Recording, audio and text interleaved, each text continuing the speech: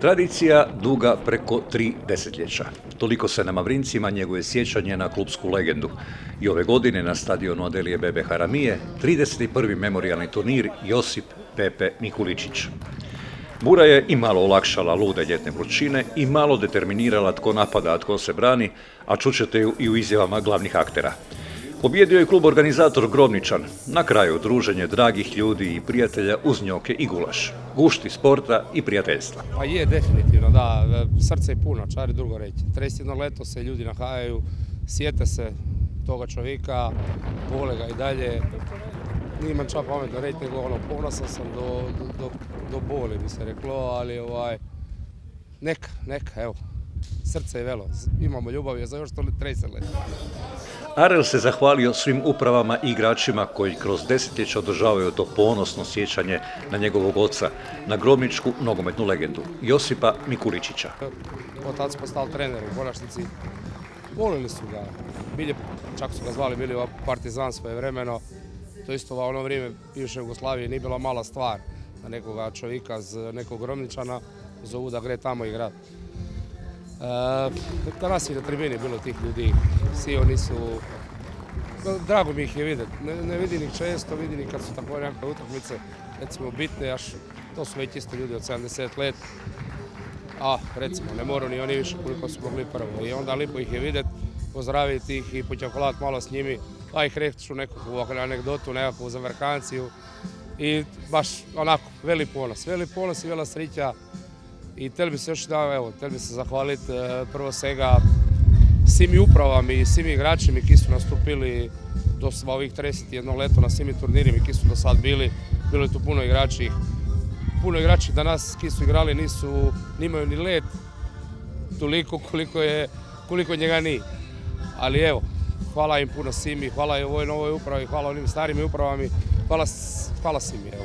Igrali su Grobničan, Opatija, Hreljinski naprijed i Polet Sveti Martin na Muri s Josipom Brezovcem na klupi. Uz Dušana Grujevskog na Grobničkoj klupi više nije Dunja Štokan, koja se iz trenerke opet presvukla u dres. Ulov na Ligu prvakinja s grčkim paukom, a na predivnom zelenom travnjaku sve ljepšeg i uređenijeg stadiona Adelija Beba Haramija u još ljepšim crvenim dresovima igraju neki novi, klasično grobnički, žustri i energični klinci. U finalu Grobničan Opatija 1:0. Ama baš sve se mijenja osim jedne činjenice. Dražen Pilčić zabija golove.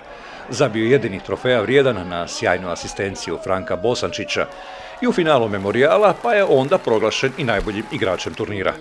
Trofej mu je uručio njegov izvršni dopredsjednik, neumorni nogometni entuzijast Danijel Jurić. Grobničan je usred smjene generacija. Sezona još nije ni počela, ali igra se jako dobro. Svakako potpuno novi Grobničan, s obzirom da je tu jako puno novih igrača, mladih igrača koji su željni dokazivanja. Naravno da će naš forte biti da ta mladost igra jedan agresivan nogomet, da igra jedan brzi nogomet, što se vidjelo da već pokušavamo kroz igru doći gore, smanjene su te duge lopte, jednostavno dečki koji žele igrati, žele se nametnuti kroz igru, tako da smo i to promijenili i evo na dobrom smo putu, evo danas jedna dobra prava muška utakmica protiv dojučerašnjeg drugoligaša. U finalu smo vidjeli Grobničan u novom 4-3-3 sustavu. Vukelić kao korektor ispred obrane, Bosančić u režiji, Pilčić naravno na devetki, desno krilo Matković, a lijevo dijete crvenih, ludo brzi Borna Kovačević. Ne igramo više samo jedan sustav, tako da eto mijenjamo i kroz 4-3-3 pa kroz 4-2-3-1.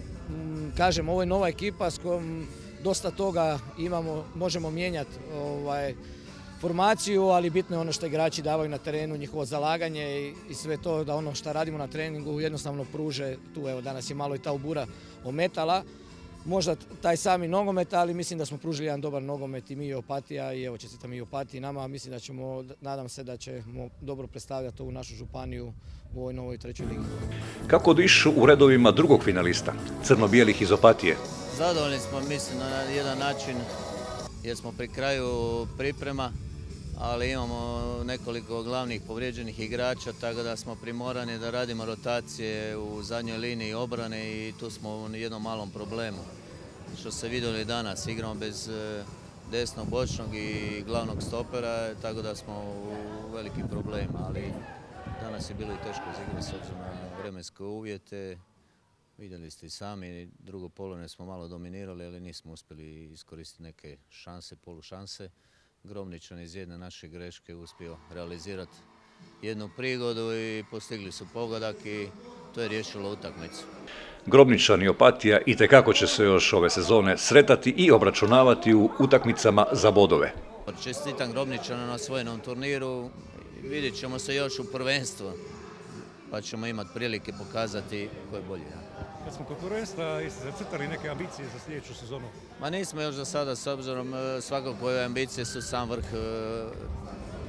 tablice, naravno biti pri vrhu, a kasnije ćemo vidjeti da li ćemo na zimu neka pojačanja dovoditi, s obzirom da su neki igrači koji su trebali doći odustali i tako, ali uvijek je tu prisutno naravno dovođenje nekih novih pojačanja i tako. U utakmici za 5. mjesto Polet je s 2:0 pobjedio naprijed. U zadnjoj minuti konačni gol za trijumf zabio je Nikola Barat, a dragi prijatelji iz prelijepog Međimurja su i došli pa uveličali memorijal i darivali grobničke domaćine. Poletov predsjednik Miroslav Novinčak najprije primio trofej za 3. mjesto, a onda uručio međimurske delicije i kapljice.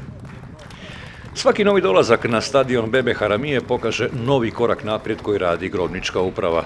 Dok gledate ovaj prilog, postavlja se novi digitalni semafor i spaja novi razglas. Aktiviraju novi reflektori. Prilazni put i parking sad su asfaltirani, postavljene su nove reklame. Momčad je ojačana suradnjom s nositeljem primorske nogometne kvalitete, s Velikom Rijekom.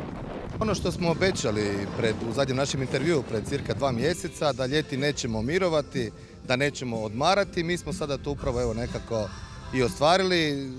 Znači, semafor sljedeći tjedan će biti u potpunoj funkciji, također razglas novi, sada upravo puštamo taj pomoćni razglas, novi reflektori gore gdje je sada pojačana i sama rasvjeta za treniranje našeg omladinskog pogona u noćnim terminima.